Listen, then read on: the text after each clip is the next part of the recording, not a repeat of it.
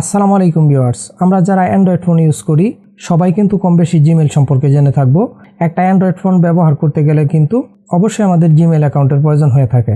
Problem যেটা হয়, আমরা যখন কোনো নতুন ফোনে আমাদের পুরাতন স্মার্টফোনের জিমেল অ্যাকাউন্টে লগ ইন করতে যাই, সেক্ষেত্রে কিন্তু বড় একটি সমস্যায় পড়তে হয়। আমরা হয়তো পুরানো জিমেলের পাসওয়ার্ডটা ভুলে যাই।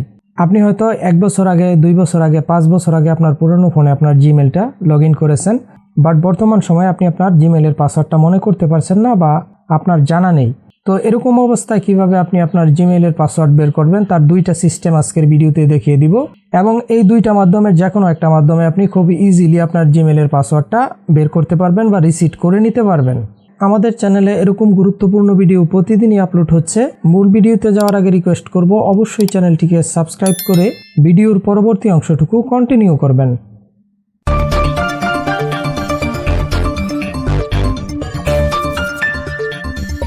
সর্বপ্রথমে আমরা গুগল ক্রোম ব্রাউজারে চলে যাব। এখান থেকে উপরের দিকে রাইট সাইডে 3 ডটে ক্লিক করব। এখানে 3 ডট শো করবে কিংবা অ্যারো শো করতে পারে।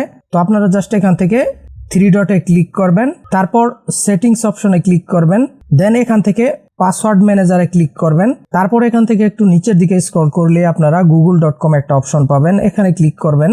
দেন এখানে আপনাদের ফোনের যে লকটি রয়েছে, ফিঙ্গারপ্রিন্ট, স্ক্রিন লক কিংবা ফেস লক, ওই লকটা চাবে, আপনারা জাস্ট লকটা দিয়ে দিবেন।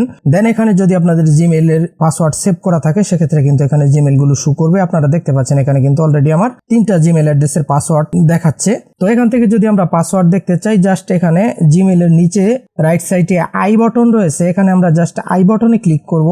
আই বাটনে ক্লিক করার পর কিন্তু এখানে আমরা রাইট সাইডে আমাদের জিমেইলের পাসওয়ার্ডটা দেখতে পাবো। প্রথমত আপনারা এভাবে কিন্তু খুব ইজিলি আপনাদের জিমেইলের পাসওয়ার্ডটা বের করে নিতে পারবেন। যদি কোনো কারণে এখানে আপনাদের জিমেইল অ্যাকাউন্টের পাসওয়ার্ড বা জিমেইল সেভ না থাকে, সেক্ষেত্রে সেকেন্ড যে মেথডটি রয়েছে, আপনারা চলে যাবেন সরাসরি গুগল প্লে স্টোরে।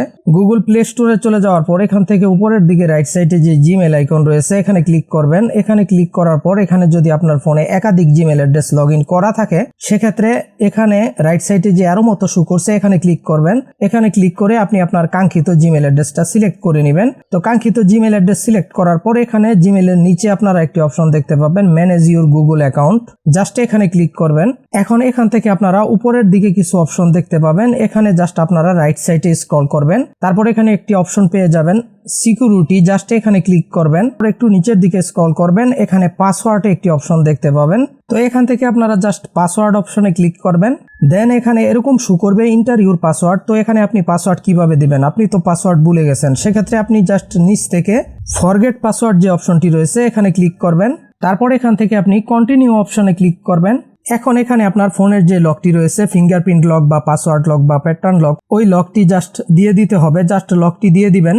তো তারপর এখানে দেখতে পাচ্ছেন নিউ পাসওয়ার্ড, নতুন পাসওয়ার্ড সেট করার অপশন কিন্তু এসে গেছে। এখানে আপনি আপনার নতুন একটা পাসওয়ার্ড সেট করে দিবেন এবং অবশ্যই পাসওয়ার্ডটা আপনি কোথাও আপনার কোনো ডায়েরি বা কোনো পার্সোনাল জায়গায় সযত্নে লিখে রাখবেন, যেন পরবর্তীতে ভুলে না যান। এবং নিচের দিকে কনফার্ম পাসওয়ার্ড, এখানেও সেই একই পাসওয়ার্ড দিবেন। দেন নিচ থেকে আপনি চেঞ্জ পাসওয়ার্ড অপশনে ক্লিক করবেন। তাহলে কিন্তু আপনার নতুন পাসওয়ার্ডটা আপনার জিমেইলে সেট হয়ে যাবে। এখন এই পাসওয়ার্ড ইউজ করে কিন্তু আপনার এই জিমেইল অ্যাড্রেসটা আপনি যে কোনো ফোনে লগ ইন করতে পারবেন। মোট কথা, এই পাসওয়ার্ডের মাধ্যমে আপনার জিমেইলটার সমস্ত কাজ আপনি করতে পারবেন। এই ছিল আমাদের আজকের ভিডিও। ভিডিওটি যদি হেল্পফুল মনে হয়ে থাকে, অবশ্যই ভিডিওটিকে একটি লাইক এবং চ্যানেলটিকে সাবস্ক্রাইব করে দিবেন এবং ভিডিও সম্পর্কে আপনার যে কোনো মতামত ভিডিওর কমেন্ট বক্সে কমেন্ট করে জানিয়ে দিবেন। আজকের মতো আমি জাহাঙ্গীর এখানেই বিদায় নিচ্ছি। সবাই ভালো থাকবেন, সুস্থ থাকবেন। আল্লাহ হাফেজ।